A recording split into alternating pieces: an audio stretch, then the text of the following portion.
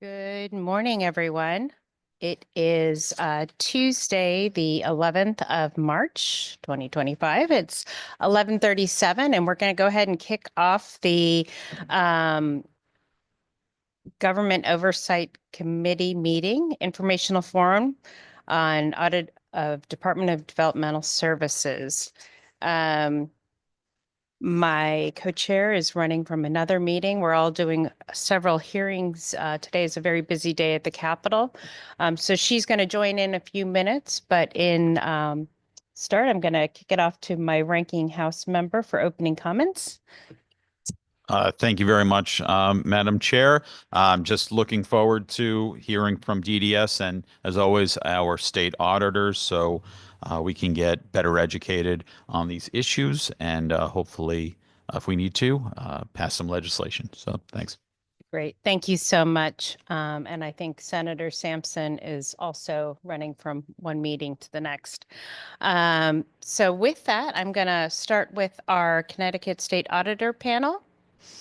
If you could just come up, introduce yourselves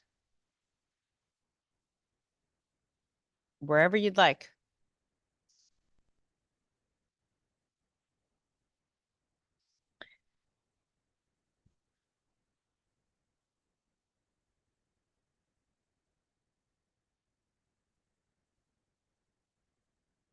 Good morning. Thank you so much for coming today. We're just going to have a little discussion over your audit of DDS from 11/7/24, covering the fiscal years 21 and 22. If you could just spend a few minutes kind of talking a little bit about your sort of audit approach, if it's a performance audit, financial statement audit, what it is, and then kind of talk about the sort of findings that you had. That would be great. Okay. Thank you. Well, thanks for having us here, Representative Dathan, Representative Carney.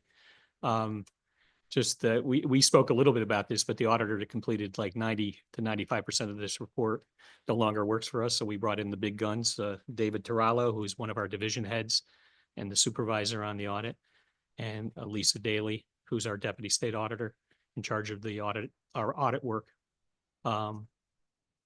And let you know, we're currently conducting the 23-24 follow-up audit of this agency, and we're about a third of the way through our 3,500 hour budget. And in that report, we'll follow up on these recommendations. And we would be happy to answer any questions. I don't know if maybe David can walk through the kind of nature of the findings in this report. That'd be great. David, just introduce yourself for folks. This is David Tarallo. I'm an administrative auditor. Like John said, I reviewed the work of our field staff on that audit, and if you'd like, I could you want me to start with just kind of describe what type of audit it was, if it was financial or performance, what the sort of objectives of the audit are. Sure. I understand it's not a easy process, but I think for folks to know that, what your sort of goals in the audit were based on the type of audit, and then jumping into the sort of findings and recommendations that you came up with. Okay. So this is what we consider a departmental audit. We're looking at compliance with statutory regulations and agency policies and procedures, looking at internal controls related to the areas of that DDS is responsible for. Generally, in departmental audits, we cover HR functions, expenditures, purchasing, and then programs that are specific to the entity. So that's what we did in this case. Generally, the findings, the first part of the report, the findings are HR related, can be overtime, comp time. We looked at promotions and hiring procedures, and those are controls over comp time and overtime approvals, making sure that it's pre-approved in accordance with agency policy and any statutory regulations related to that. Some of the we also had findings related to some contract issues with timing of execution of contracts. Controls over procurement is how we addressed it in the report. There are generally some late for purchase orders. We also had timeliness of deposit, a finding, controls over required reporting. We look to see reports that agencies are required to submit to either to the comptroller or to the legislature. We found that some of those reports were late or not submitted at all. We looked at controls over abuse and neglect investigations. Our focus there was the timeliness of those reviews. Their policy states that they're to review complaints within 90 days, and we found that a significant number were late.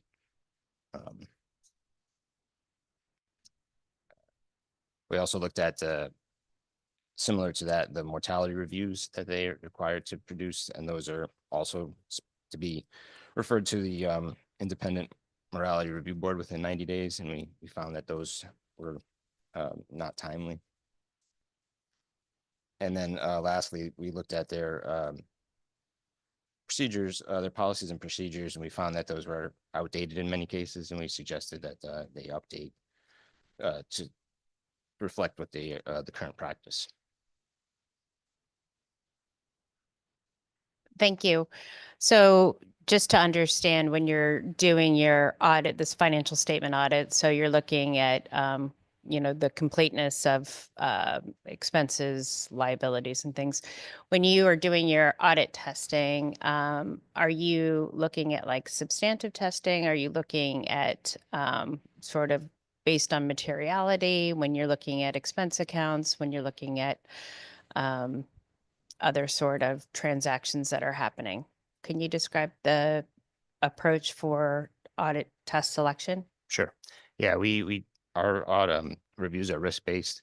So we'll look at the universe of, if you want to use the example of expenditures, and we determine that we'll test, say, general expenditures, and we'll pick a sample, and then we'll look at it for certain criteria that usually goes along with expenditures, like the timeliness of the PO, that the funds that are encumbered before the purchase is made, some stuff like that. So for procurement, for example, are you looking at based on materiality of contracts in excess of a certain size to determine if the system is acting as it should and the controls are in place for your other transactions? Yes, we don't necessarily calculate materiality, but we'll look, usually our samples are judgmental, sometimes random, but in certain cases we can stratify the universe to select more from significant contracts in size, and then also take a sampling of some that are smaller so that we can get a broad look at all the new contracts. So in terms of controls over purchase orders, you had said here, or one of the comments was strengthening internal controls to ensure that purchase orders are issued. What did you find specifically in the internal control cycle that might be missing for to ensure that we can address specifically to make sure that, going forward, that the internal controls are there? Were there specific things that were missing? Were they signatures or approvals, or was it the contracting process? And was there any specific transaction, any specific purchase order that had issues? Well, We did identify 8 purchase orders that were late. This is a common issue amongst state agencies. Oftentimes, an agency will neglect to enter that information into core in time timely to procure. You know, it's a lot of times it's just a formal procedure that they have to follow, and we find that in a lot of agencies that there's often late.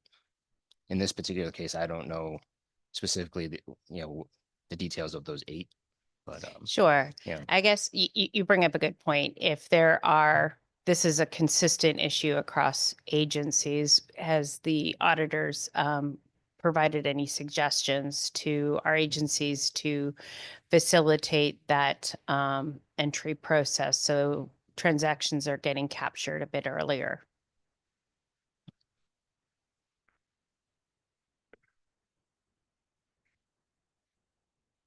I think for most agencies, they just need to follow the comptroller's policies and ensuring that they're adding to the funds on the purchase orders. Often they're reoccurring routine items where we see it commonly. Okay. In terms of procurement, did you have any issues regarding P cards or any other, when you were doing your testing selection, did you include P cards?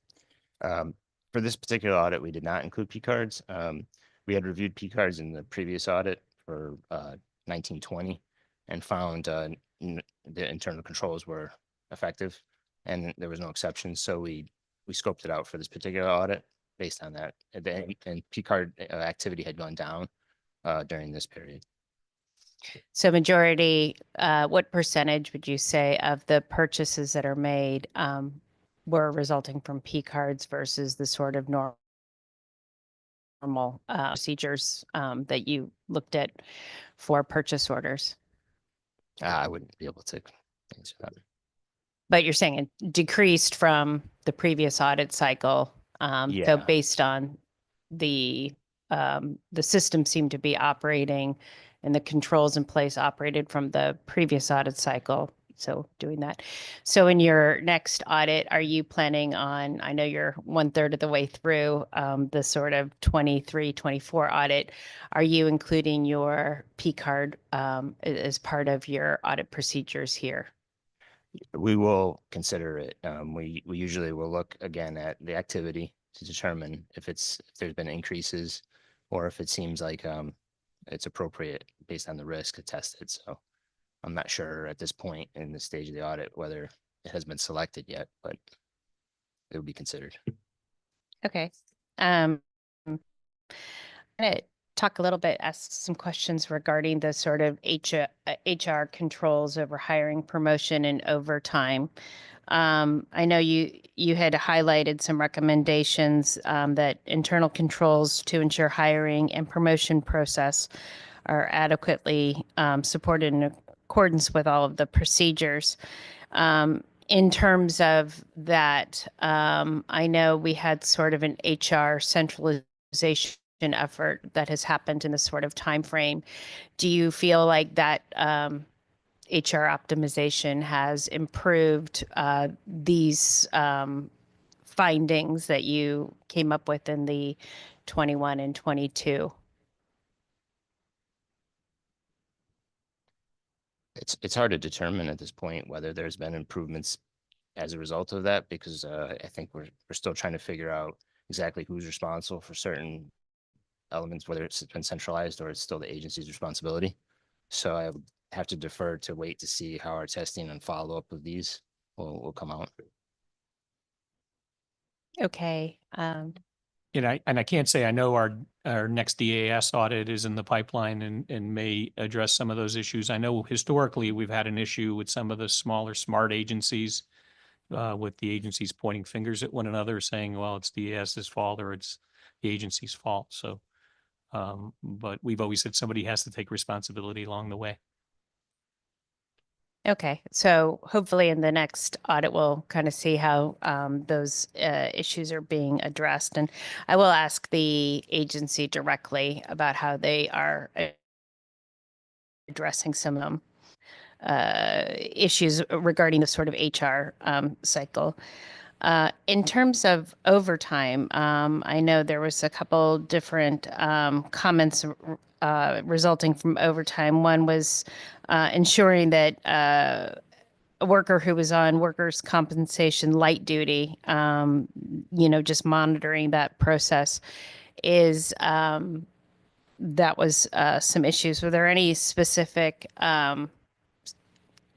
issues that came out where we had an additional follow-up problem as a result of a worker who was supposed to be on light duty, not on light duty? I mean, I know the agency's very tight and having a lot of staffing, shortages and trying to address all of those. And I think it's a problem. But did you see anything specifically that could put the agency at risk for a follow-up claim as a result of not following the procedures properly? I'm not aware of anything. I wasn't there doing the audit, so I'm not really sure. And when it comes to overtime in general, the biggest issue we see across all state agencies is the lack of pre-approval, which is usually required to justify the time. So I think, and same thing with comp time. Comp time should be pre-approved. A lot of the focus of the review is focused on that. So when you all are doing your DAS audit, that's hopefully something that we will see significant improvements, because I see this across agencies. DDS is not alone with this issue. So hopefully when that DAS audit happens, we'll be able to understand. I have just a couple more questions, and then I'm going to hand off to my co-chair for her questions. But wanted to talk a little bit about required reporting. You had mentioned in the comments here there was some control issues over required reporting. One in terms of the required reporting in place, is that for state required reporting, or is it for federal reporting? I believe that most of, if not all of the reports we concluded on here were for state reporting, whether it be statutorily required reports to the legislature, or there's oftentimes a lot of reports that the comptroller needs to see at certain times of the year for financial reporting. So when you say strengthen internal controls, what part of the internal control process was there some failures detected? Specifically, I can't say, but oftentimes it could be new reporting. Sometimes that the agency is not aware that they need to report on. So sometimes, in general, not specific to the situation, but sometimes we find that. Other times it's just reports that agencies maybe put a lower priority on, and because of staffing reasons can't get the report produced in time. When it comes to required reporting, are you aware if the agency has any sort of schedule of reporting requirements, and how who is required for doing those reports, and how the approval process happens within those? Are you aware of any? I'm not sure. Okay. That'll be interesting to see if during the next stage of the audit, we are able to see improvements there, because we want to make sure that we're not delayed getting federal funding, for example, as a result of delays in required reporting. In your review, did you see any sort of issues with delays in reporting that would put funding delays or other sort of funding at risk because reports weren't done? I don't believe so, no. Okay. The last kind of two questions, actually a couple more, is really the controls over the abuse and neglect investigations. I'm wondering if you can spend a minute kind of talking about how you look at abuse and neglect investigations, how you make audit selections to review, and how you follow that. It's almost like a performance audit right there. If you could describe that a little bit for me, please. Sure. So we started by looking, DDS has a database that tracks all complaints of neglect or abuse. And from there, we determined which ones of those are the responsibility for DDS to investigate, because actually it's a very small percentage of the overall complaints. A lot of the investigations are the responsibility of other agencies like DCF or DSS, state police, DPH. So at that point, once we determined the universe of how many investigations were the responsibility, our main focus at that point was to determine whether they were being completed timely, which is 90 days. And that's our findings pointed to that. We found 70 that were late over the 90 days. It ranged from 1 day late to 439 days late, with about 55 of those 70 were within 90 days late. And then there were, stragglers that filled out the rest of that sample. The other part of that investigation of that review was to see that of those complaints, we determined which ones were substantiated. And we found out that out of the 353, 174 were substantiated. So then from that 174, we picked a sample of 10 judgmentally to then review those investigations and then determine if those were substantiated, if action was taken based on the conclusion of that investigation. So from that point, if a caregiver was found negligent and it's determined by the commissioner, they can place that person on a registry, or take other action, whether it be retraining. So for the 10 for that, we did find that one instance of those 10, the person was terminated. And then on the other 9, conclusive action was taken by DDS to based on this individual situations. And we did have an exception that 1 of the 10 reports could not be provided. So we couldn't determine the resolution of that particular case. So if you don't have enough documentation to follow, do you make additional selections to kind of make sure that you don't have to extrapolate any issues or any problems? In that particular case, we didn't, because we had the other 9, were satisfactorily resolved and proper action was taken. So we didn't feel the need to expand. So when you're looking at these sort of investigations, do you follow them from the start of the investigation to the completeness of the investigation and follow that process? What sort of procedures do you do on one of these investigations? We just look at the report that DDS produced, read through the report, and then, like I said, determine whether they took action based on their findings. But we are looking at these after they've been completed, so we're not following them in any way. So in terms of open investigations, you're not really looking at those. You're only looking at the closed ones. Correct. We did determine how many were open at the time of our review. So, and I think we did follow up and asked those that were open. We followed up later in the audit and determined DDS informed us they were closed, but we didn't go back and look to see Okay. what those open ones were.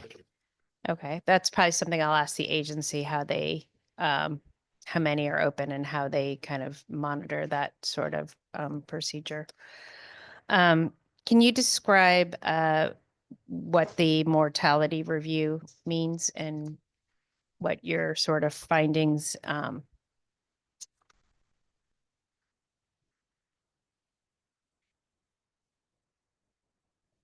Similar to the other investigations for mortality, we were looking, our focus was timeliness. They're required per their policy to do the investigation and provide the report to the mortality review board within 90 days. Basically, our review really just looked to see the time, what from the date of death to the time the report was submitted to the board. And we found that they were late.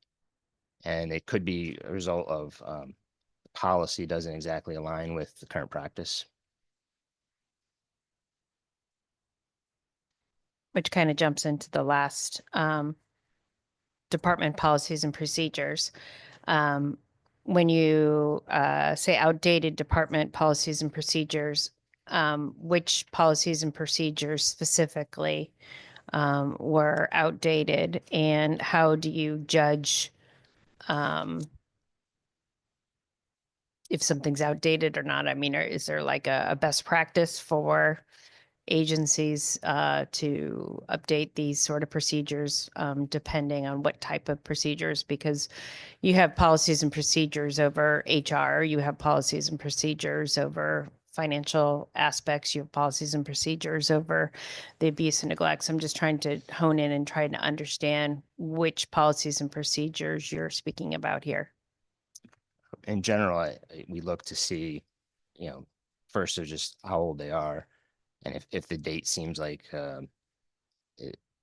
something that should be updated, or during the course of our audit, we see examples of where they tell us the policy hasn't been updated, or we see that there's practices that are occurring that aren't in line with the procedures and policy. So it can be a accumulation of that. Specifically, I wouldn't be able to tell you which policies. This is just a kind of a collection of, in general, Okay. policies and procedures that need to be updated. So in terms of outdated policies and procedures, are there federal rules or regulations that we need to adhere to ensure that our policies and procedures, let's say over abuse and neglect investigations or mortality reviews, are there federal rules that you're trying to look at when you're looking at these sort of policies and procedures? I'm not aware of that. No. When we look at these sort of findings, how many of these findings were consistent from the previous 19 and 20 audits that have carried over? And are there any that have been consistently an issue for more than 2 or 3 audit cycles?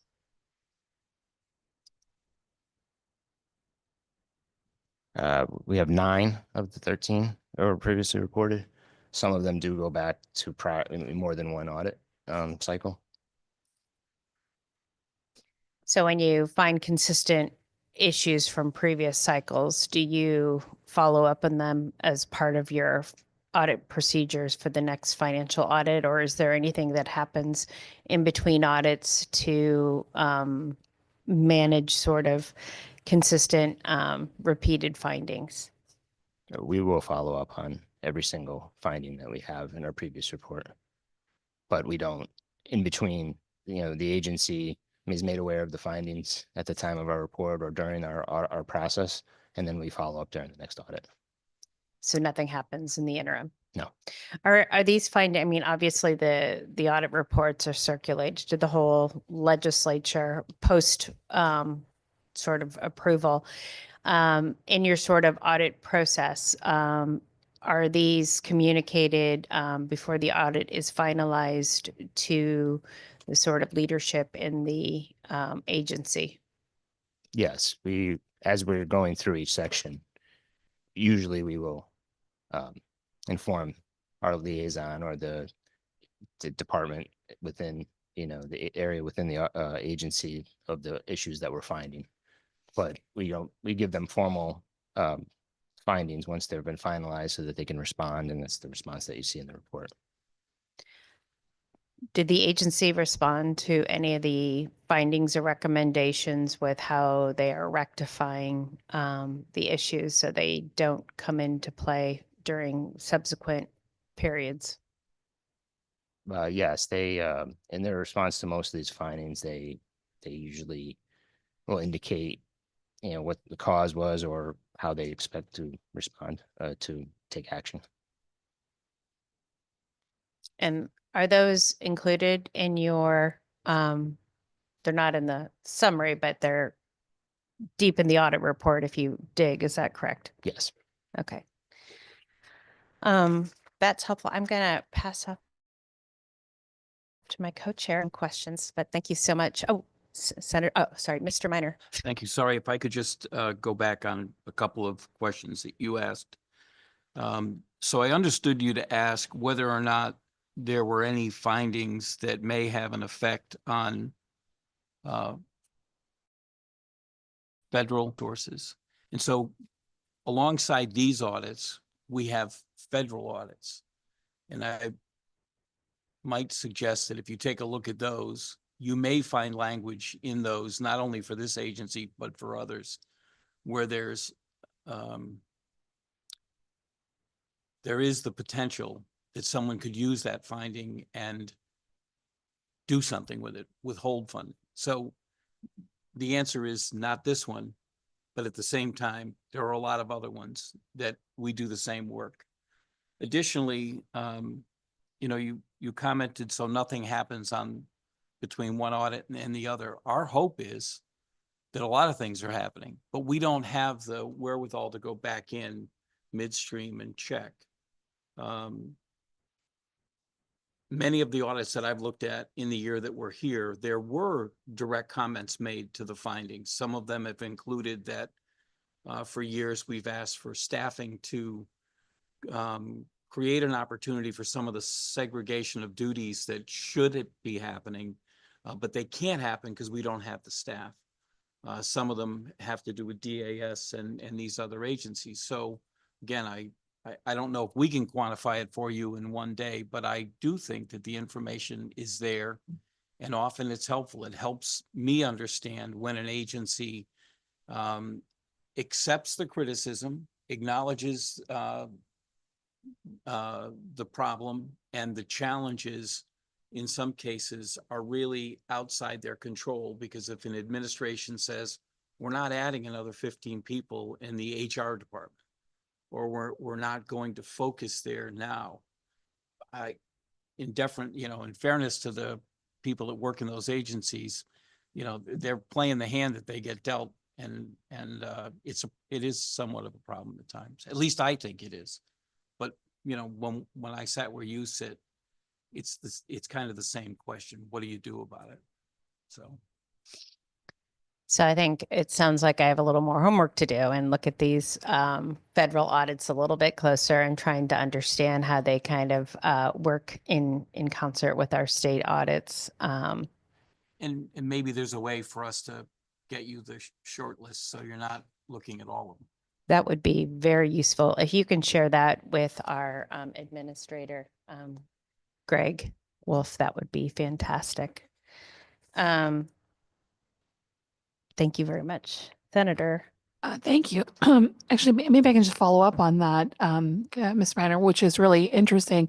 Is there a place where we can locate both of these audits together, or if there are audits that are being done, and I understand the ends, but if thematically they're overlapping and it implicates one agency, where are they housed? Like, are they housed together? And is there some analysis that looks at all of the implied agency responses then for both the state and federal audits together, so we can look at all of those obligations? Well, the federal audit's being released by the end of the month, and the updated one for last year, and DDS did not have any findings in that audit related to that agency. And it seems like the findings are down from what they've been in past years.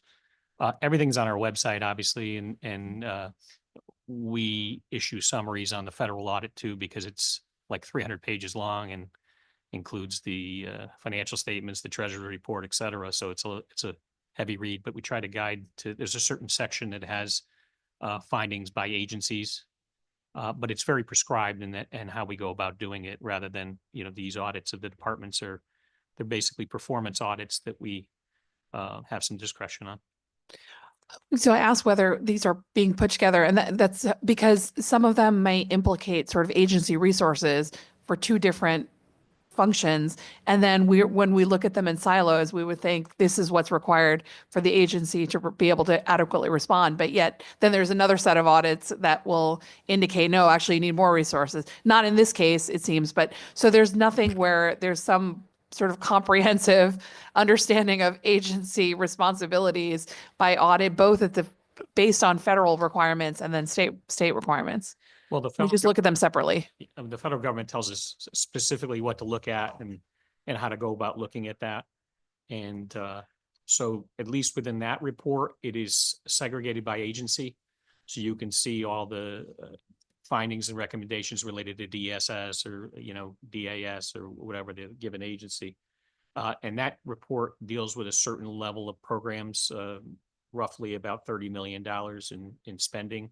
So it's Medicaid, it's student financial aid, it's highway funds, it's those types of programs. So it doesn't, these departmental audits are more operational in nature, more looking, just measuring against law, regulations, agency policy, state policy, comptrollers most notably. So there's a little bit of difference of how we go about doing that. And so largely they don't overlap in terms of, agency resources that we're required to respond. These Well, are, Yeah, only that in our discussions last time we were here, for the Department of Social Services, for instance, we spent 6,000 hours on the departmental audit and we spent 11,000 hours doing the federal audit work. So needless to say, these agencies get a pretty good looking over from our office. yeah, great. I both. Yeah. Thank you. Since you raised that was interesting. And I just have to thank, most of my questions were answered. It was very comprehensive. I really appreciate my co-chair for so many reasons.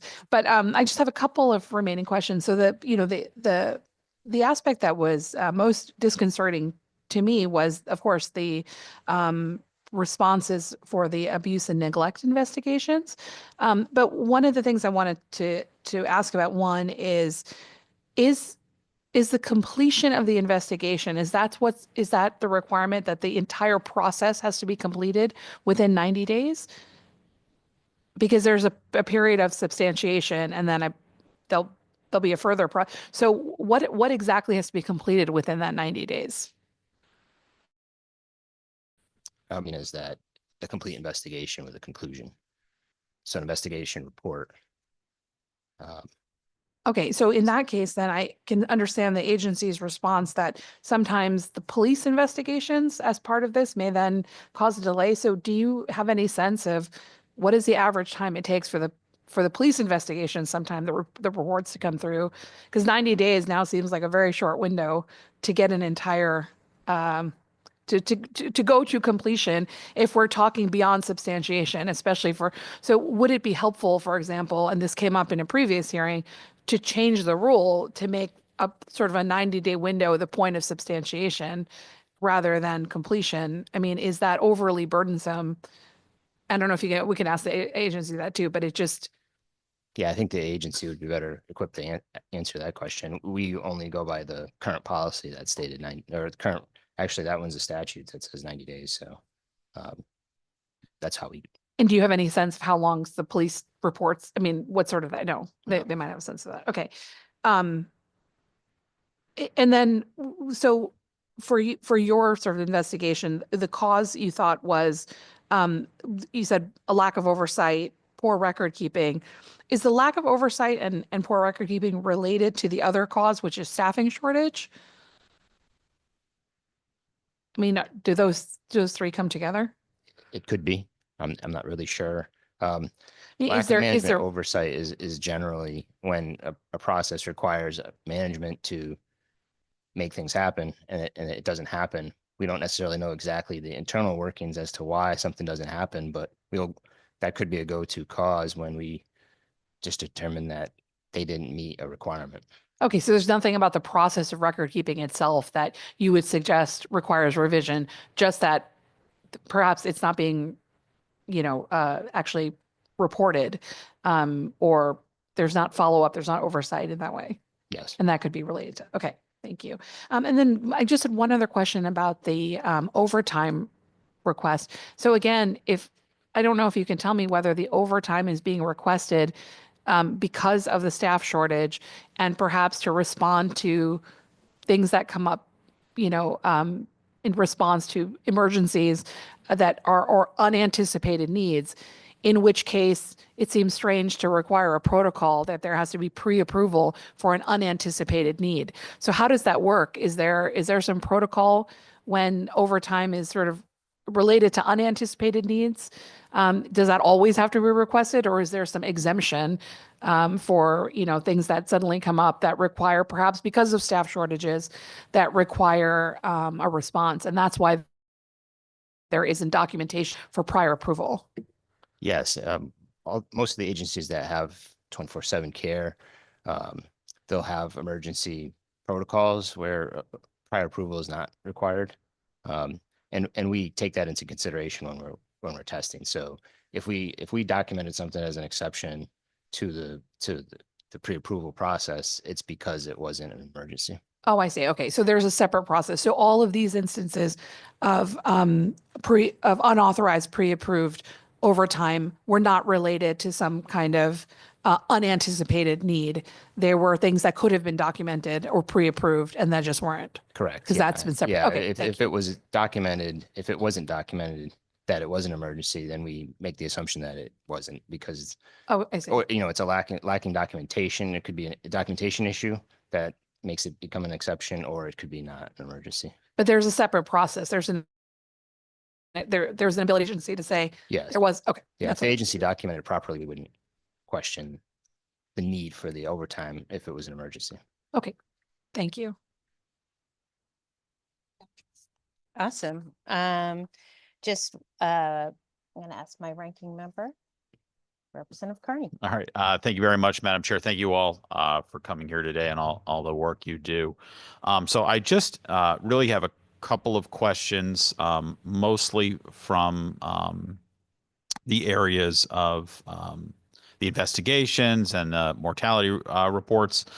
So in your comments, or in the report rather, there was a mention of lack of management oversight, staffing shortage, and poor record keeping regarding the investigations.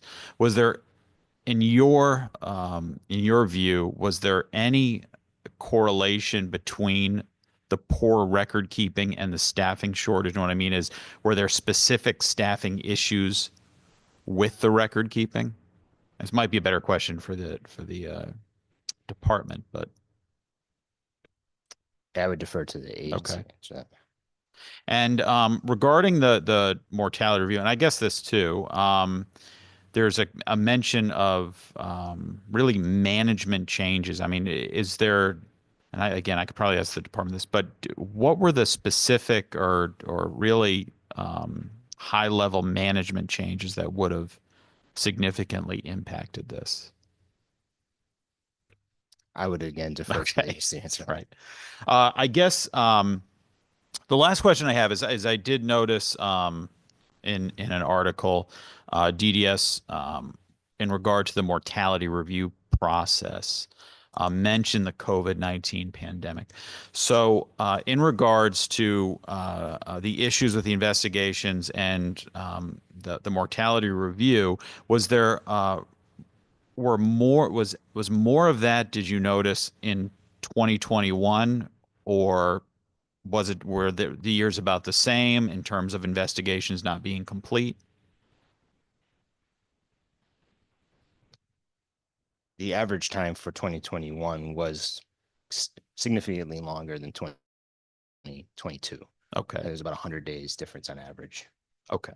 So did you notice that in regard to the extent, the longer time frame in 2021, did you have any findings that either people weren't coming to work because of COVID, getting sick, or was there more leniency at the department because of COVID-19 for that? I'm not sure about that. Okay. Okay. That's all I have. Thanks. Thank you very much. Any other? One last question I have is on your main audit report that you issued, the annual report to the Connecticut General Assembly, back in late January, I think it was, early Feb. Recommendation number 3, the General Assembly should consider requiring state agencies to develop and implement complete processing procedures. Was DDS, one of the sort of, issues that you all decided to make this overall recommendation for? It was not one of the agencies. Okay, that's helpful. I'm gonna double check on Zoom, but I think that would be it.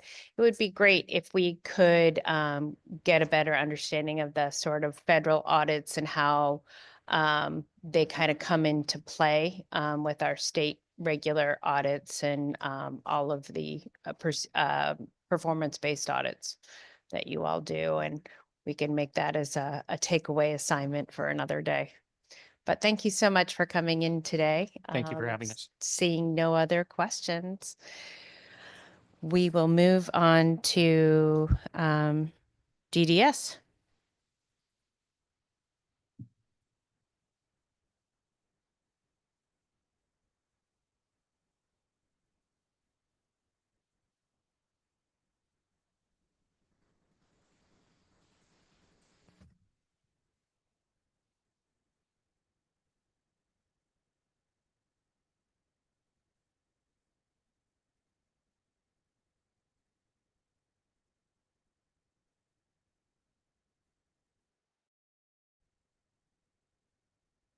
Good morning, Commissioner. It's lovely to see you today. Nice to see you as well. Is it still morning?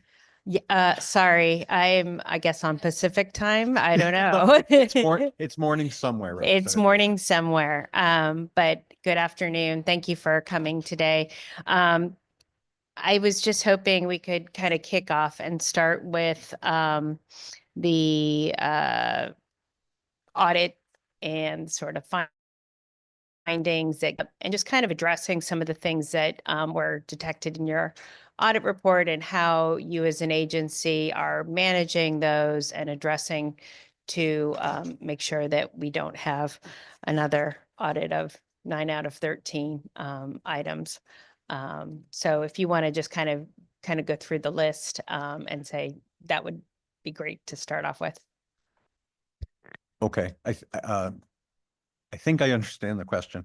Responses to each of the individual findings? Yeah, so I mean, I kind of when I look at and overall, you didn't have a great number of findings. You know, there was, I guess, 13 total. I think there were some, I kind of put them in this sort of HR bucket. Mm-hmm. I put them in the procurement, purchasing, contracting bucket. And then required reporting and sort of the follow-up from complaints and things like that. Sure. So if you want to address them in those sort of overall buckets, that's fine. Let me take the first 2 buckets and I will welcome a reminder on the 3rd bucket if I forget when we get Sure. there. So HR, as you are aware, has gone through transition over the last number of years through centralization. I believe the audit team that testified before me spoke to some of the ownership of responsibilities and still mapping out where those things lie. It's important to note the audit period that we were still operating under state of emergency through most of the audit, if not all of the audit period, both at the state level and federal level. And yet, and doing lots of hiring and having lots of needing substitute staff and a lot of other things. We continue to work through issues with that, both on recruitment, the paper records required by DAS, now the owner of that HR paperwork. I can't sit before you today and say we won't be without finding in the next round of audits because it's still an evolving process. And you know, in addition to the impact that COVID had, there was a mass exodus, so to speak, a mass retirement, which created more turnover, including some of the people responsible for some of those issues. And so, you know, it will continue to ripple out from that from this time period, there, whether or not we'll resolve anything. And with turnover, there may be new people contributing to past problems unknowingly through that repetition. So if there were specific, so that was one bucket is on the HR and some of the documentation and hiring processes there.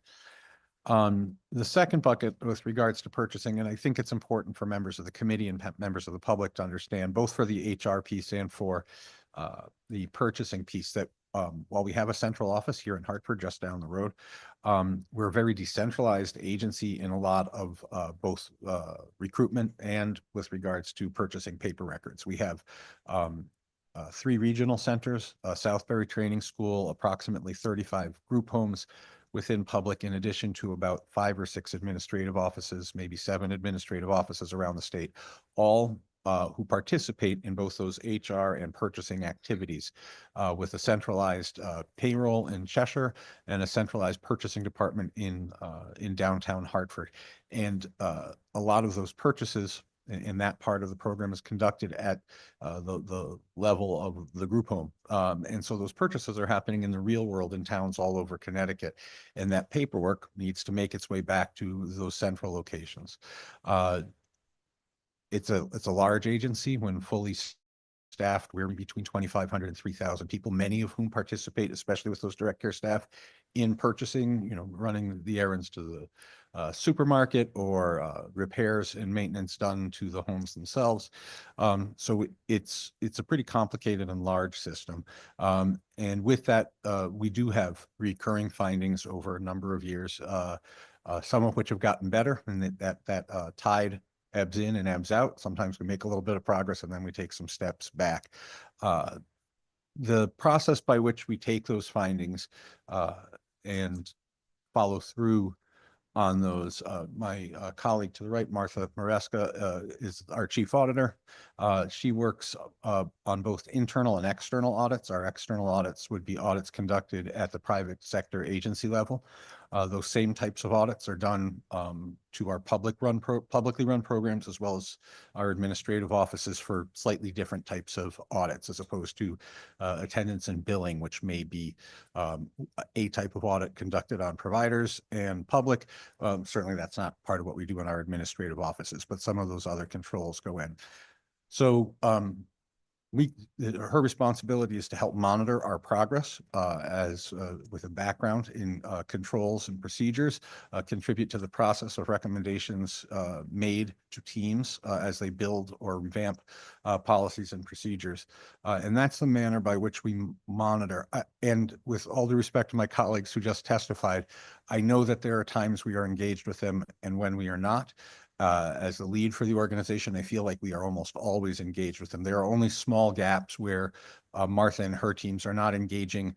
We concluded engagement on this audit and then began, and there's 2 types of audits that we sometimes face. And so we are doing an entrance or exit interview or report out at various times throughout the 2-year cycle where we have, for instance, the audit on the next cycle, I believe our engagement letter came before this audit was published, and John and Craig spoke to the fact that they had a transition. They needed another team to come in and wrap up this, and it isn't a complaint, but I want you to know that we feel like we are engaged with our audit team at the state level on an ongoing basis and are available if they were to have questions or recommendations at any point.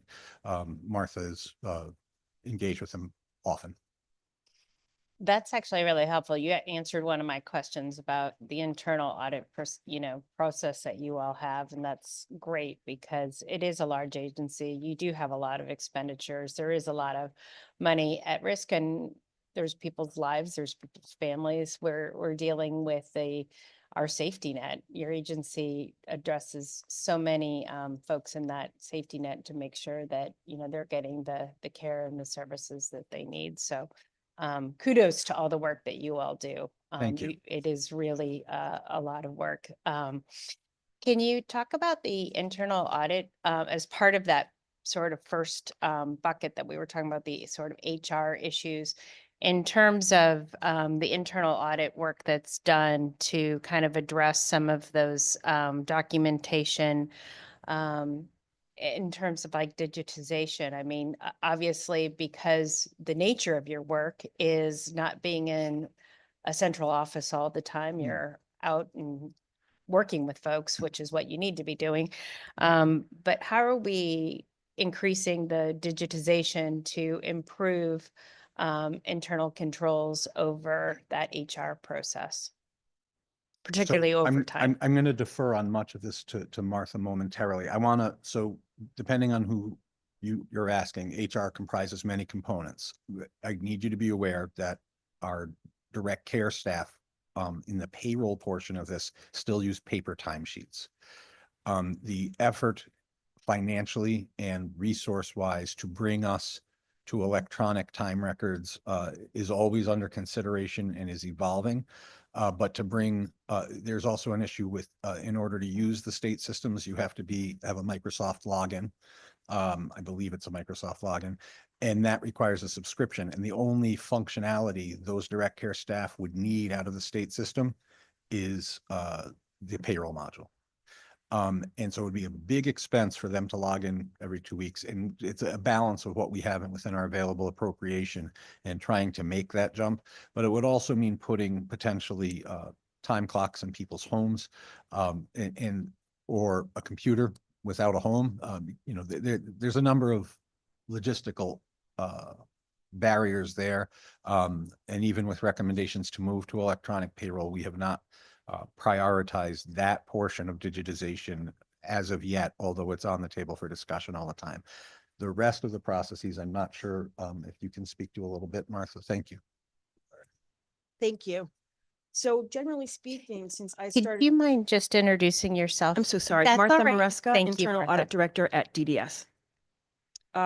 So since I started 5 years ago, I have seen an increase in digitization, primarily because of the consolidation with DAS, but it's taken a bit of time to get to a better place as far as a lot of the HR information is concerned. We use UKG. So I have seen an improvement with that.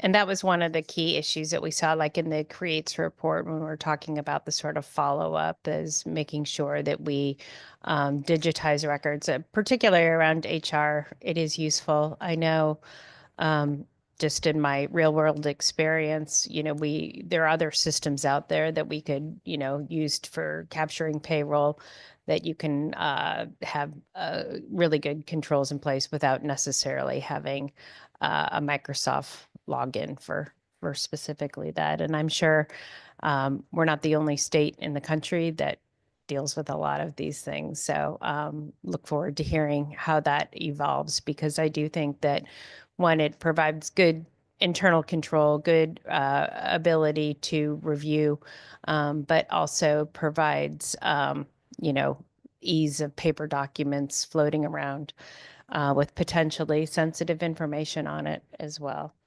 Can we talk a little bit about the sort of second bucket regarding procurement? And, you know, I understand, you know, when a group home needs to go get, you know, a new hammer or something like that, that it has probably a different procedure than something over a certain level of materiality, whatever that number is. Do you mind just focusing on the sort of larger ticket items and how that procurement process has worked for your agency? Because one of the comments here is it talks about strengthening internal controls. And I didn't get a really good sense if that was internal controls over small purchases or larger purchases. And likewise, you know, I did ask a question about P cards and how those come into play. If you can kind of talk about that as an overall system that you all have, and then how that review is done by your internal audit function. To be perfectly honest, I can't speak to that. I've been with the department 10 years. I've yet to touch a P card or make any purchases with a P card. But I'm not certain if, Martha, if you're comfortable or we can get back to them with I can additional information? slightly, it's definitely not my forte. And as far as P cards are concerned, we do have an internal audit that's getting ready to tee off soon on the P card process. That's fantastic to hear, because that's one thing that we've been hearing a lot about with other agencies, not with you. And it sounds like of the total purchases that are made, it's a very small portion are P cards. I was kind of thinking that maybe there would be with some of these group homes, it may make sense to have a P card that, you are buying, as I said, the hammer or whatever it is, to do. But, Yeah, they do use the P cards in the group homes to buy things that as such. So we'll be looking at that a little more closely. But Okay. from my overall, the controls seem pretty good. They seem to follow the OSC standards from what I know right now. We're in the planning phases of that. Okay, and is that done in connection with, you do your internal audit over those, and then the external auditors, this auditors of public accounts come in and review your work, presumably on some of these things? I assume that's what will happen. Yeah. So within that, there are certain limits and thresholds that staff at the homes may have assigned to them.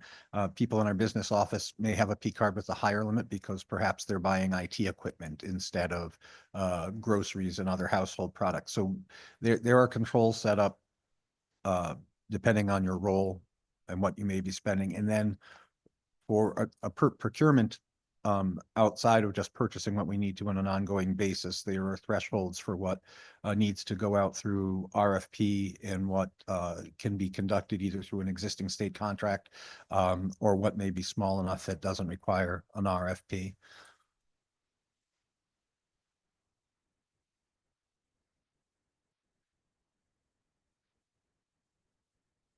Excuse me, the internal controls over the whole purchasing cycle things.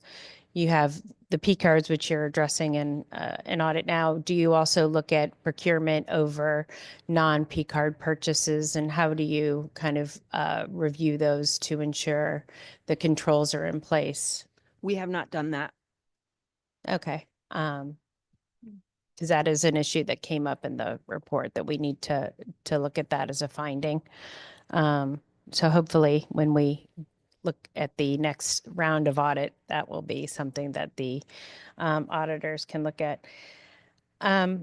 If we can kind of then just kind of delve into the required reporting, it sounds like there's some required reporting. And one of the questions I had asked the auditors was, are there any issues with some of the, I don't want to say failures, but some of the weaknesses that maybe were discovered in reporting that could put federal money or other sort of funding at risk? Nothing highlighted in the audit would put federal funding at risk. In the internal audit function, has there been anything determined that could potentially have at risk for the money coming in if we've been delayed, or if there's been a lack of responsiveness on those? Has there been any funding issues as a result? Not that I'm aware of. No. Okay, well, that's good to hear. My last kind of sort of set of questions really is regarding the abuse and neglect investigations and sort of looking at the mortality reviews. Could you expand for the group here the sort of start to finish process of a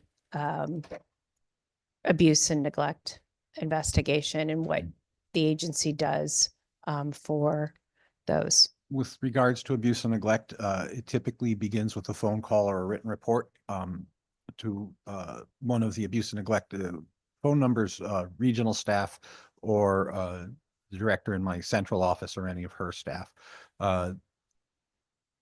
The investigations are divided into a couple of different categories. As was indicated earlier, anyone over 59 would be referred to the senior related abuse and neglect investigations through DSS. And anyone under 18, abuse and neglect investigations are returned under the direction of Department of Children and Families. So between 18 and 59 or 18 and 60 is where most of our investigative work happens. Depending on the type of location, there are different time limits, but the 90-day time limit for most of our services is what governs that. Depending on the nature of the investigation, some investigations are conducted by the private provider themselves with oversight from well-trained investigative staff that work for me, many of whom are retired detectives, retired policemen, who then oversee that investigation. During that time, depending on the nature of the investigation and what is found, we may assert authority over it and either conduct it ourselves or assign it to a private investigator firm, which has also been trained by our department as to what the statutes involved and the thresholds necessary to support findings in those investigations. There are several things that can delay an investigation: availability of the staff who may need to be interviewed. As indicated previously, any police involvement, it has been suggested, and we have continued to discuss, our involvement while the police are also investigating has the potential to make their case weaker if going for a criminal conviction, because there's multiple people reviewing the same set of facts. And we have been asked to stand down by local and state authorities during certain investigations. And so when our partners in the police departments ask us to stand down, we do. That does not stop our clock from ticking. And so some of those investigations, some of those investigations are extended as long as they are because police are seeking an investigation. And in some of those situations, there are multiple alleged perpetrators, and there's lots of witnesses, and each of those interviews takes time. Many of those staff are working, as you've heard in other committees. Some of those staff are working multiple jobs. Their availability to produce themselves, to give a report as a witness or someone affiliated with the program where that happened can take time, and all of our investigators are managing multiple investigations simultaneously.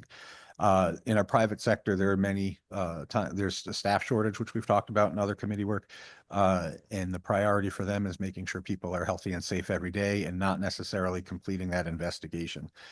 I have been urged both to give the investigations more time so that we can have a more quality, thorough investigation. And I've been urged to make those due dates much sooner and everywhere in between. And the arguments for each of those cases are strong.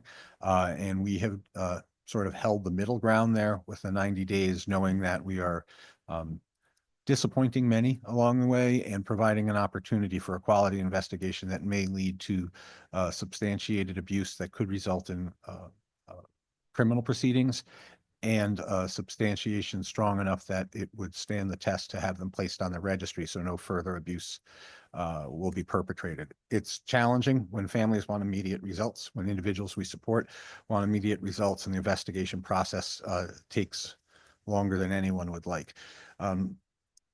Related also to investigations as well as the mortality findings is that sometimes in order to finish an investigation or to finish a mortality review, you need a report from the office of the medical examiner.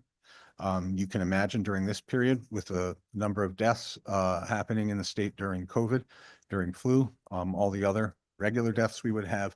And from what I've heard in testimony at various times over the last 5 years, the State Office of Medical Examiner has suggested perhaps he could do with more staff to conduct those forensic medical reviews.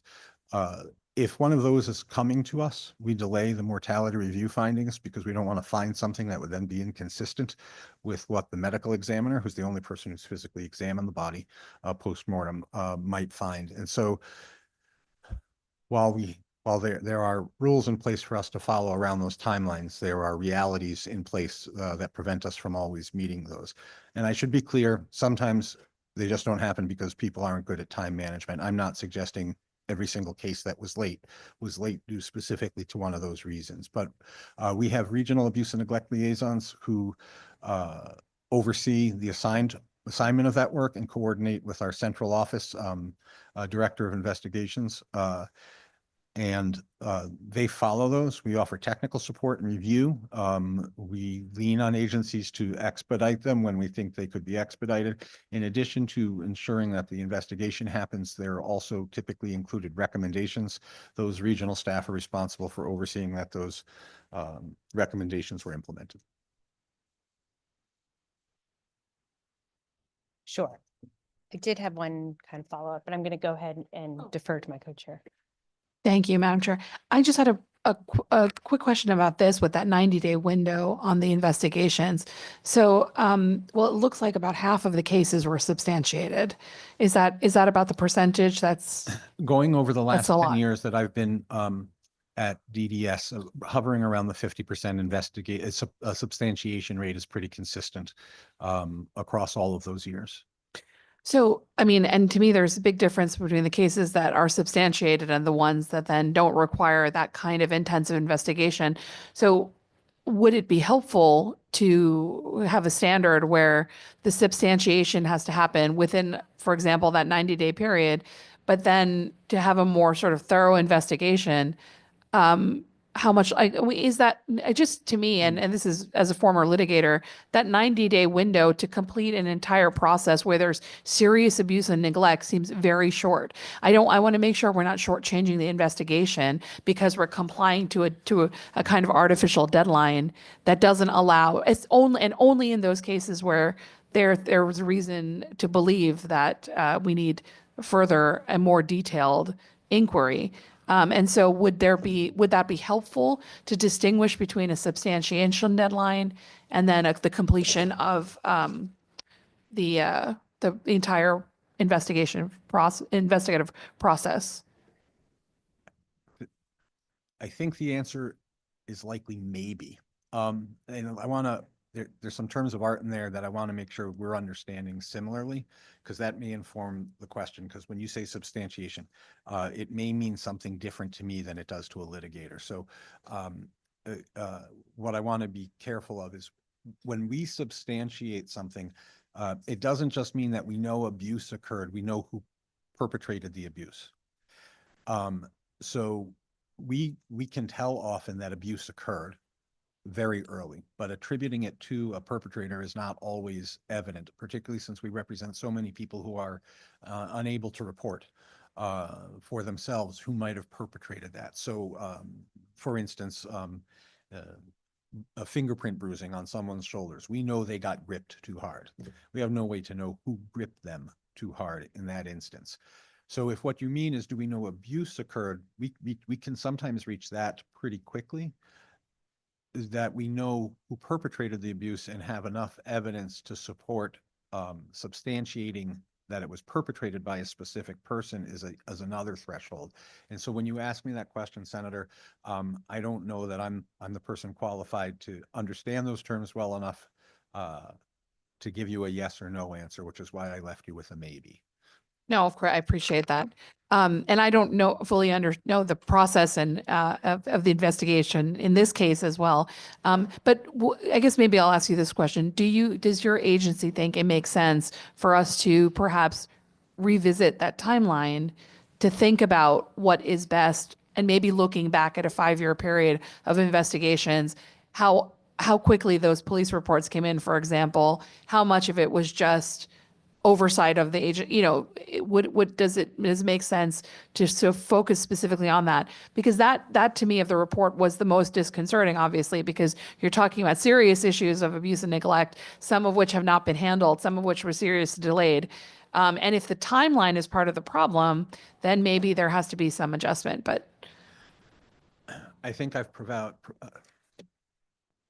thank you. I think I have provided, I have reluctance to extending that timeline further.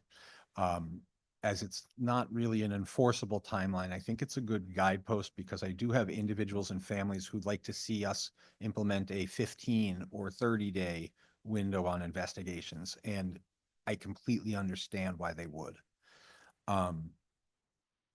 But I also know the realities of so many of those investigations that I would simply make that audit finding look a whole lot worse by shrinking it to a 30-day window.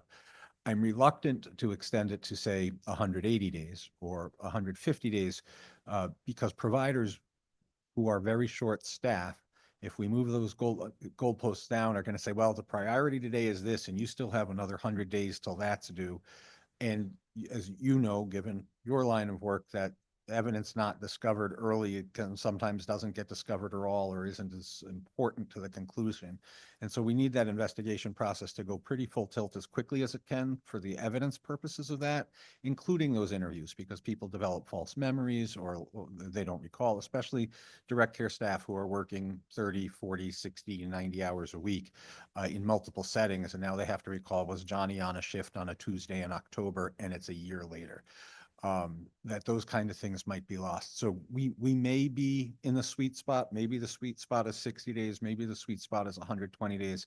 I don't know enough about that. And I want to talk to my investigative leads before making any recommendations on that. And we have this ongoing discussion about shortening it up, extending it out. The reason we haven't, we could have extended it out to look better in an audit, but it wouldn't have changed the findings any. And I have no interest in just shining in an audit because we kicked the deadline down the Absolutely. road. No, thank you. Appreciate that response. Thank you, Madam Chair. Thank you. And this was kind of one of the reasons I was talking about electronic time cards and things like that, because I do think that it would facilitate some of these investigations, having that sort of data more available rather than, the paper audit trail of, where's people's timesheets and did they deal with anything specific? And so that's one of the concerns with that. Please feel free to jump in. I just want to add one comment in addition to timesheets. So there's other terrific paper records that we use in group homes traditionally, either electronic or paper now. There are a couple of different logs that are kept at the house. So staff have to initial when they come in, here's your sort of shift record, your 2 to 10, 3 to 11.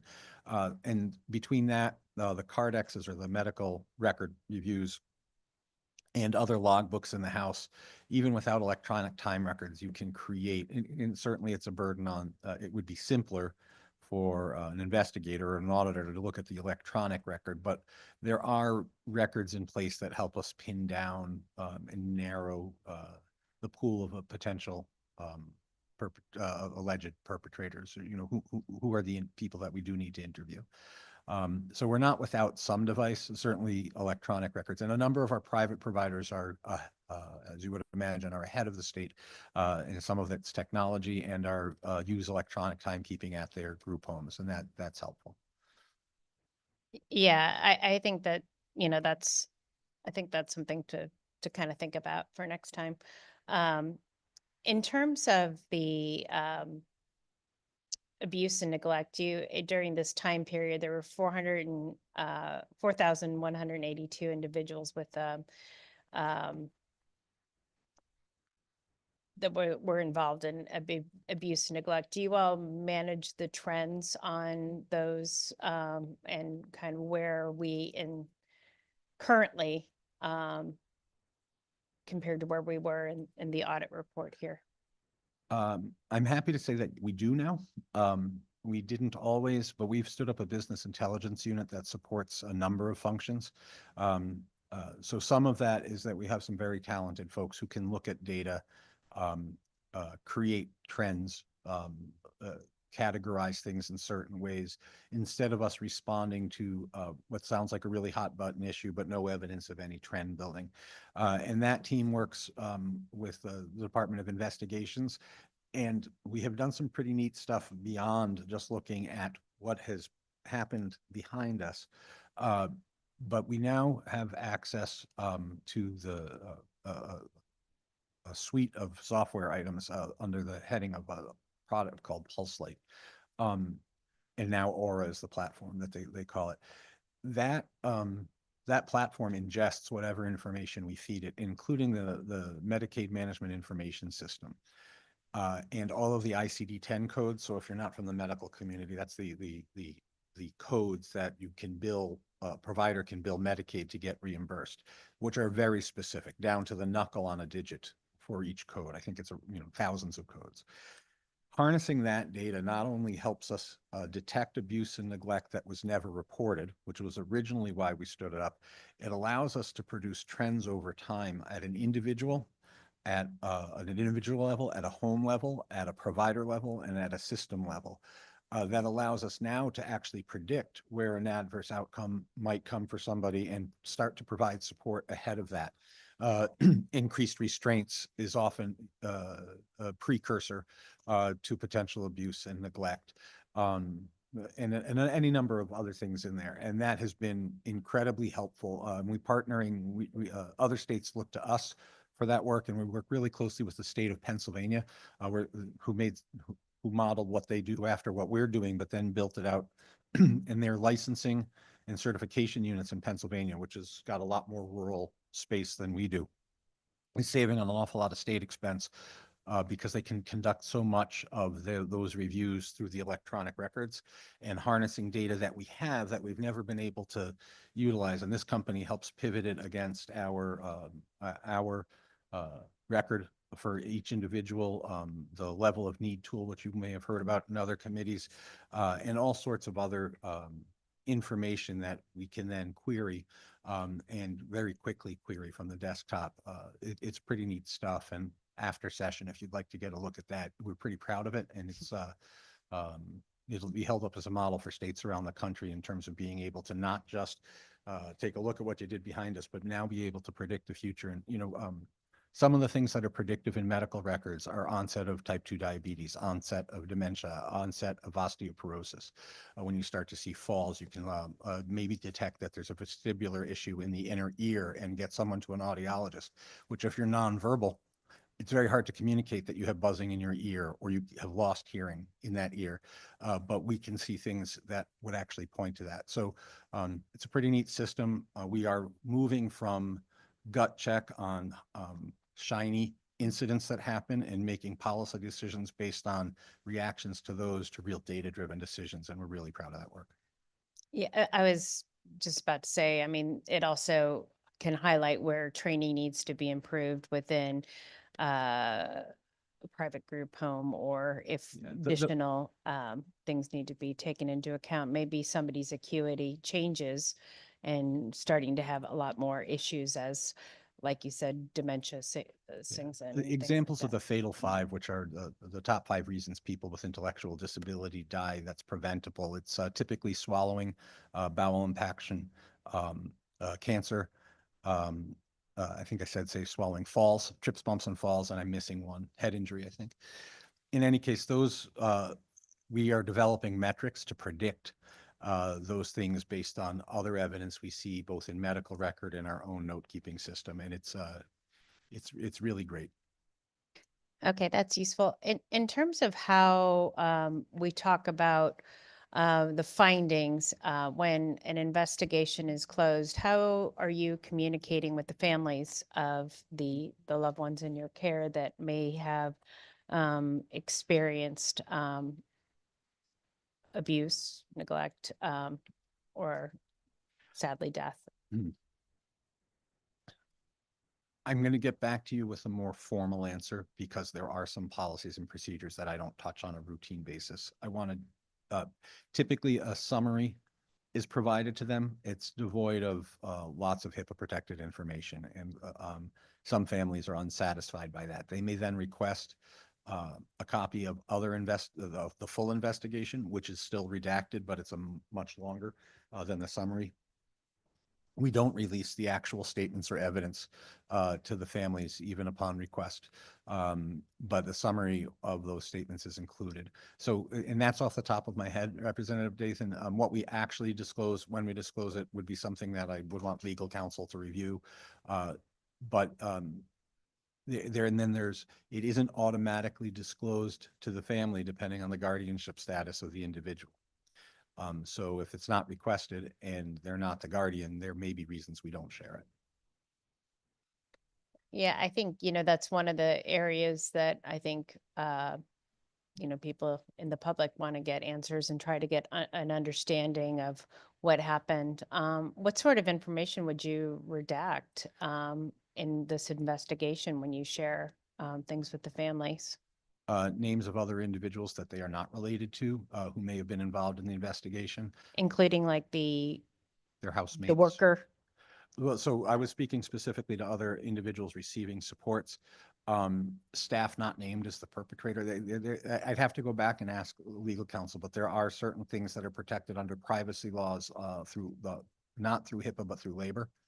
And I would need our attorney to speak to that. I can't speak to all of that technical detail. Yeah, I mean, that's, something we hear occasionally in our role of appropriations and public testimonies and human services and things. And I think people, do want to get answers, particularly if there is some sort of abuse or neglecting happening within a home.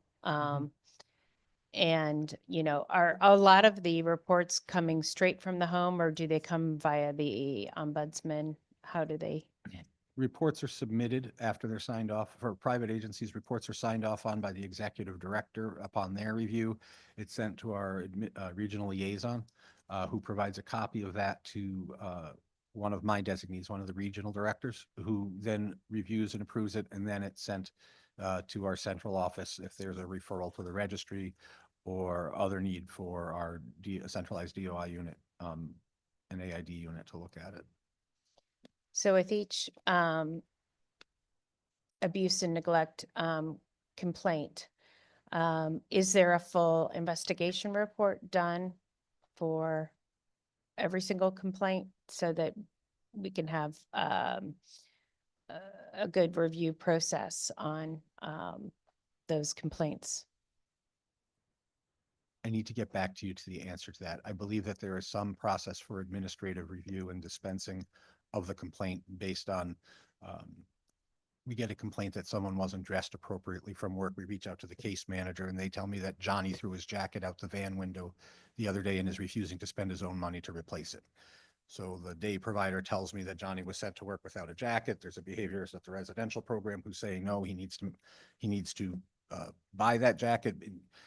And I'm making that up off the top of my head, but there are Right. reasons that you might say that is not abuse and neglect, and we're going to handle it administratively instead. But I'm not sure what the litmus test is for that off the top of my head and how often that may or may not be happening.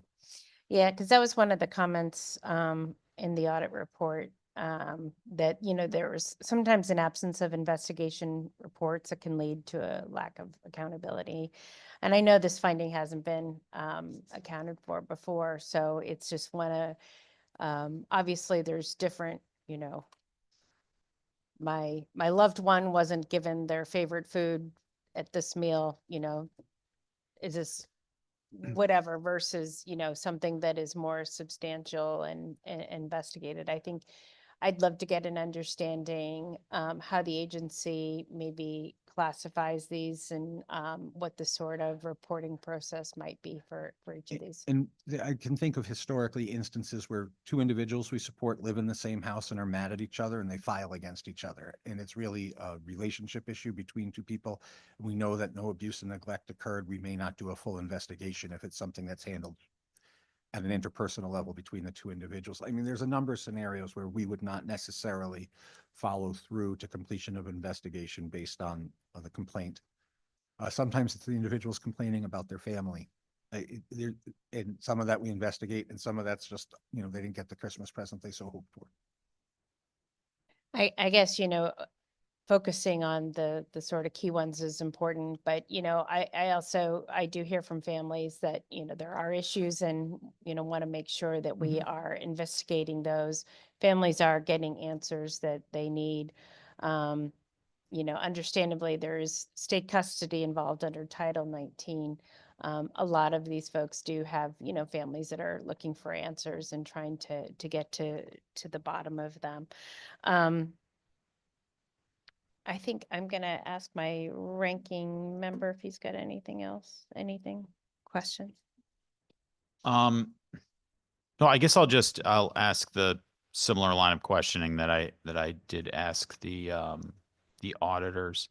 So in terms of the record keeping, are there specific staff who do that and there was a shortage there, or is that just a general thing for staffers who are investigators or, I I'm not certain, Representative Okay. Carney. The finding is from a couple of years ago, and I Yeah. don't remember what specific issue. I can tell you that in the last 5 years, our abuse and neglect liaisons have turned over a little bit. They're the singular person in each of the 3 regions that information is centralized under, and I don't know if it happened during one of those transitions. Our central office building had a catastrophic flooding event that eliminated paper records that were stored there across 3 floors in the basement. I don't know if that record, I don't remember when the flood was. I don't know if that was captured in this period. And there was, of course, COVID and people working remotely during the state of emergency early on. So I don't know from that particular finding exactly what that was. We are moving towards an electronic health record that will eliminate a lot of some of this paper, and it will interface with our private providers so that they'll be able to send it electronically. And we hope that that reduces the potential for any further occurrences where an actual record is physically missing. Okay. Is there a reason for, because you mentioned turnover, is there a reason for the frequent turnover that you can see? We had a retirement wave during this time period, I believe. I think it was the end of 23 was the was that the gray tsunami or whatever. But we've been around a while. People just aged out of those positions or took promotional opportunities. I can tell you that we don't see turnover at DDS the way we used to. It's become a destination agency. I believe people want to work for DDS, a commitment to the mission, feeling valued as an employee at our organization, and feeling like there's a seat at the table are 3 things that I've really worked for over the last, I don't know how many years, 8 or 9 years. And so the turnover isn't because of the work culture. It would be for some other logistical reason. And I believe that just based on feedback from my staff. Okay, that's good to hear. And just the last question related to COVID-19, and you did say there was some remote work, but back when the pandemic started, are there still people that are either primarily working remote that should be in the office, or are you finding any issues with that? We have lots of people who work remotely. There's no one who's working remotely who should be working in person that can't conduct their work remotely. We have several metrics. For instance, one of my largest teams is case management. There are 350 members in that unit. We can see targeted case management notes. We can see IP completion dates. We can see email traffic. We can see login. Like there's a lot we can see to know that they're productive. Many of them would argue they're more productive in less time spent in the break room or at the coffee machine or the water fountain when they're working at home. And I can tell you they're working all hours of day and night. There are lots of employees, especially business office members who, we deal with cash and live checks. None of that's happening remotely. So depending, my maintenance staff are not doing maintenance from home. They're on site at Southbury every day. A team of 3 salvaged so much of what could have been lost during the historic flooding in August because they're on that site and they live close and they're there all the time. So I understand there's a number of agencies that are struggling for whatever the reasons are. I think we do pretty well. If there's someone's underperforming and is mostly remote, we tell them that they need to come in to have closer supervision for a period of time until their performance improves. When we have team meetings, they're expected to come in. We give them proper notice according to the CBA that they need to appear for a team building or a visioning or a workshop or a training opportunity. So it's a balance. We do have a workforce that works remote a fair amount though, but they're able to remain productive. So, Okay. All right. I appreciate that. And thank you for coming today. thank you. Thank you. I don't see any other questions online. I think, for me, what I'd love to be able to get a bit more information, particularly around the abuse and neglect investigations work that you do and how you kind of think through how you investigate. Because again, my concern was really kind of hearing about a lack of investigation report. So maybe, there is a process in place that there is an investigation report on everything. And yet the investigation report for something that, there is a dispute among residents is a different investigation report than somebody who has injuries from a restraint or worse, something else. because agreed that we shouldn't treat every single investigation equally, but just to note that, you know, each complaint is taken seriously and each complaint is investigated in one sense or another, whether it's a short investigation of corroborating evidence and things like that, but compared to where police are involved and other sort of. If I can, Rep. Dathan, Sure. roughly 10 years ago, when I was deputy commissioner, our colleagues at the Office of the Inspector General from the Health and Human Services asked Connecticut to raise the threshold for anything investigatable, would be for anybody who went to the emergency room, would trigger an investigation. I pleaded that they not include that in their report. We use emergency rooms and other facilities for all sorts of reasons that have nothing to do with abuse and neglect or anything investigation worthy. Whether it's a JPEG and you're getting a tube inserted, or whether it's some excoriation on your face that is unfamiliar to staff and there's no nurse on site and they just want to know it's nothing more serious than eczema. There's all sorts of reasons people may have injuries, illnesses, trips to the ER, and if everything was treated as abuse and neglect in an emergency, then nothing would, would fill all of our time and take all of our resources. So it is finding that balance. My director of investigations has been working in the field. I think she started in Massachusetts and then here in Connecticut for what used to be OPA and now for us. I think she has a really good historical perspective and trying to find what needs to be reported and what needs to be communicated. In addition to my legal counsel, we'd be happy to meet offline and work through some of those issues. As I've said, it's on our table for discussion all the time. Is the timeline too long? Are we investigating enough? What can we share? Be happy to share what the inner workings of those conversations with you and take your input.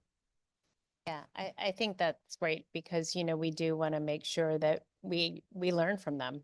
We're giving our group homes the tools they need, whether it's, you know, additional machines to help hoist some of the residents if they're not able to walk, or additional support to make sure that people, you know, don't happen to have falls, other things in place.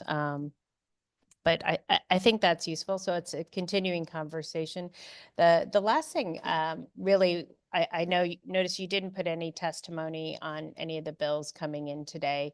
And one of the bills that we're looking at is 7184, that is looking at you know, looking at reporting requirements of nonprofit service providers, and trying to understand how that might work with your agency, and also looking at payment terms. I hear a lot from nonprofits that they are not getting the increase, for example, as a result of the change in rates. And, you know, not only do they have that for several months because the changes went into effect in July, they're continuing to having to borrow against lines of credit in order to pay their staff. And the cost of them doing business is getting higher and higher. And we want to try to make sure we address those in terms of, you know, these sort of direct complaints of the delay in payments. What are your sort of, I know this is a very detailed question, but on average for your group homes, do you all monitor the sort of payment terms for group homes to make sure that they're getting their money timely? And how are we going to address when there are changes in rates? How are we going to address getting those to our nonprofits a bit quicker so they don't have to incur borrowing costs to fund? I'm going to do my best to answer this in a couple different parts. The first part, their monthly payments. The attendance is logged for the month at the close of the month. So let's play with March. March starts March 31st. You have your attendance for the month. By April, you know, depending on the weekend falls, by April 5th or 6th, you've closed off and signed off on that attendance. We are paying you in arrears, but from that submission within about 35 days, 40 days, with a potential exception for when they shut down core the last 2 weeks of June to close out one fiscal year and open up another year. And that may add a week to the delay. You might not get your payment for June until closer to the July 10th or 12th as opposed to July 5th. So that's one piece. And they're recurring. There are sometimes adjustments in attendance, and so there's a reconciliation that often occurs between attendance, the submitted bill, and the actual payment, but it's not the majority of the bill that's ever in dispute. So when we reconcile that back and forth, sometimes you were maybe a little overpaid or a little underpaid.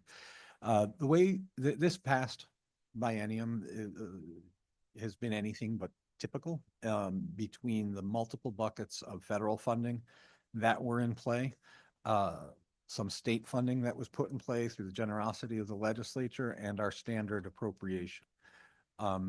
Moving that money around from bucket to bucket, from OPM to us and different things like that was challenging. We have kicked out a ton of money to providers unrelated to attendance-based billing. And while you referenced a number of, with regards to an increase, there is some one-time ARPA funding that wasn't dispensed at the beginning of the year, or portions of it were, but because of the way we're trying to manage the multiple buckets of federal funding, not all of that was released, and eventually it will all be released, but that happened alongside other money being put into provider pockets. So I don't know the specifics of the situation you bring to light today.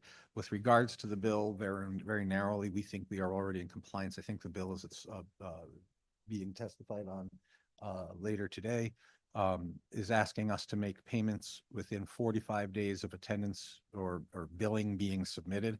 And I think that is doable for us. We're not testifying because it's kind of neutral for us. We're already in compliance. It's not a change. So I'm not sure about the other broader aspects of the bill, and I'm not sure I'm prepared to comment on those. Of course, that was that narrow aspect. And again, I'm hearing from our nonprofit providers, there have been delays. And as a result of delay and increased rates, for example, some of our nonprofit providers are having to incur borrowing costs. And I'm glad to hear that you all are kind of in that sort of 45-day window. I know not every agency is, and it's good to hear that you're on top of it. I think, I'd love to get some ideas from the agency on when these sort of catch-up payments are going to be made, because it's now getting to be a cumulative error between what the receipts are versus what the actual billing were. I'd love to take a look at the specific situation, and I went over our payment process with a very broad brush. There were a lot of subtleties to that, where some payments are delayed for certain reasons, and there's a lot of nuance. But without a specific case, it doesn't make any sense to delve down into that. But we can talk more about that process for sure. There's also some history that is probably not shared with the legislators when those complaints come in. We front load the development of CLAs with a full month of startup costs and cash advance. So they get 2 months payment when they open a new group home before anyone's ever moved in. And that usually doesn't come up in the discussion. Having said that, there are a whole lot of reasons. I was a private provider in the state for 10 years. I would not have survived without a line of credit because of the way the state pays and your payroll hits and all the other obligations. And the other thing that you lumped into that gigantic financial mess of a stew that you're talking about there is that there are multiple state agencies involved.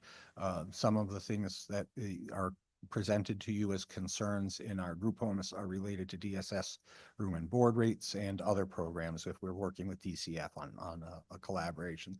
So it is really complex. I give you a very simple answer to that narrowest aspect, but happy to have a conversation about the larger part, the larger machine. That's great. I think there's going to be a few people testifying this afternoon, so maybe have some of your They'll be team there. members have some afternoon activities planned where they get to listen in to specific issues that have been raised to us legislators. If I can, at other testimony, this year I presented alongside Nick Gerard. He's our CFO. He meets with the Business Managers Forum, which is a collection of CFOs and other business people from those providers. He's been really warmly received. He meets with them very routinely. He's available. They ask for his presence and he produces himself. And he gets a lot of feedback, most of which has been really positive about his stepping into that role and his involvement with that group. And that delay in payment has not been brought up at that meeting, which is often in excess of 100 CFOs, representing 150 plus agencies. That particular concern hasn't been brought to his attention until I asked him about it in preparation for today's hearing. Okay, well, that's useful. Senator, do you have any other? Okay. Thank you very much. Well, thank you so much. I know it's such a busy time with appropriations, and we did want to have this hearing today because there were a few bills presented to our committee that deal with, you know, your agency, and just want to make sure that we can act on them. But looking forward to hearing about your next audit. So thank you so much. Thank you very And, much. you all have a Thank good you. Take care. afternoon. Thank you. We are going to convene the informational session of the Government Oversight Committee. It is 1:21 p.m. We do have our public hearing starting at 1:30 in this same room, 1A of the Legislative Office Building, which will be on Zoom and YouTube Live. If there are any other comments, if not, we'll adjourn.